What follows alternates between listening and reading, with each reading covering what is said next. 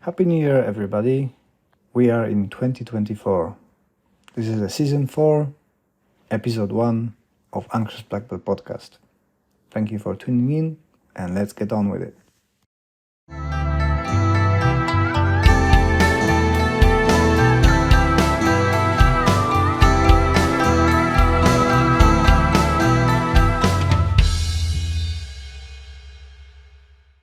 Welcome to Anxious Black Belt Podcast, the show where we focus on karate and mental health.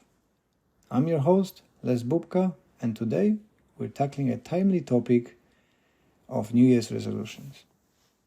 New Year's resolutions have a long history, dating back to early Christianity. They represent a desire for change and improvement at the start of a new year. Medieval knights then renewed their pledges to chivalry, the annual peacock vow, by placing their hand on the bird. Nowadays, common resolutions include losing weight, exercising more, quitting smoking, and learning new skills. Resolutions can provide a sense of hope and a fresh start. They motivate people to set goals and work towards them. The process encourages self-reflection, helping individuals assess their life and areas they wish to improve. Research from Forbes Advisor has revealed that almost a third of Brits will be setting New Year's resolutions in 2024. The research revealed that a further 8% are yet to decide whether or not they will be setting goals for the coming year. Here is the list by Forbes of the most popular resolutions. Commitment to exercise more, with a substantial 2 in 5 goal setters planning to adopt this resolution. Following closely, 35% aim to focus on weight loss, while 33% are dedicated to improving their dietary habits. A significant number of people said they want to stop habits that could be adversely affecting their health. Specifically, 13% of the population has set their sight on reducing alcohol consumption in 2024, and 11% are committed to quit smoking. Financial goals are on British people's mind, with almost 1/3 planning to get their finances in order in 2024. Mental well-being emerges as a significant focus for the resolutions. Approximately 1/4 of people said they will wanted to reduce stress levels, while an equal proportion are committed to enhancing their emotional well-being. Delving into methods that could be used to improve mental well-being. 17% plan to incorporate regular meditation or mindfulness practices into their weekly routines, and 50% intend to cultivate gratitude.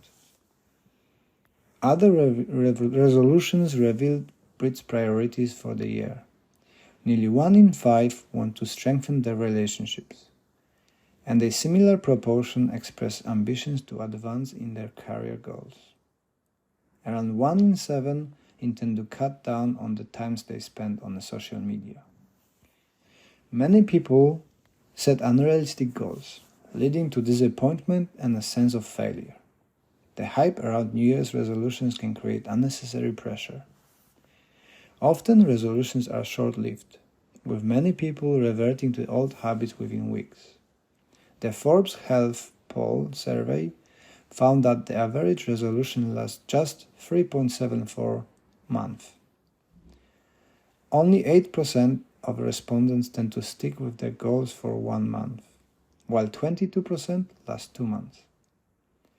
Also, 22% last 3 months and 13% last 4 months. The type of goals you set also matters. When it comes to success, research suggests action-oriented goals are more likely to result in a success after a year than avoidance-oriented goals. And that's 58.9% versus 47.1%. It is important to set achievable goals and break them down into smaller manageable steps. Longer-term change is more about developing new habits rather than setting lofty resolutions. Remember, it's okay to stumble, What matters is getting back on track without being too hard on yourself. While New Year's resolutions can be a powerful tool for change, they are not the only way to achieve personal growth. Wherever you are a fan of resolutions or not, the key is to strive for continuing self-improvement regardless of the time of the year.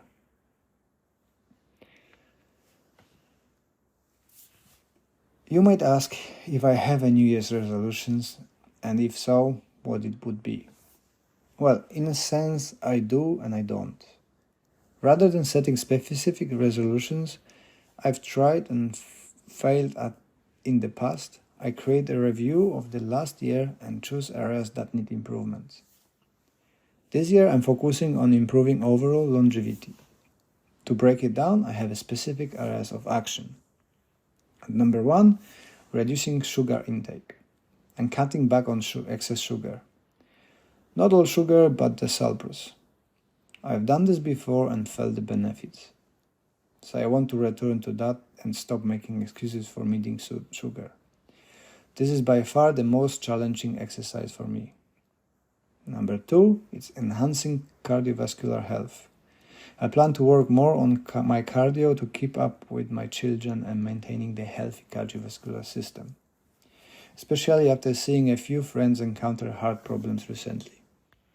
At number 3 is mental sharpness.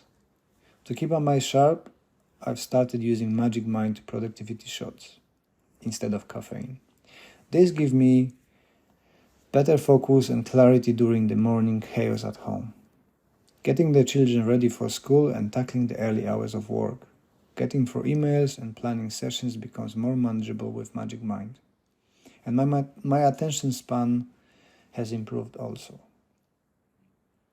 If you like to try Magic Mind to help you stay focused on your New Year's resolutions, you can get 1 month free when you're subscribing for 3 months at www.magicmind.com/JohnAnxiousBB. And with my code AnxiousBB20 is an extra 20% off, which gets you to a 75% discount.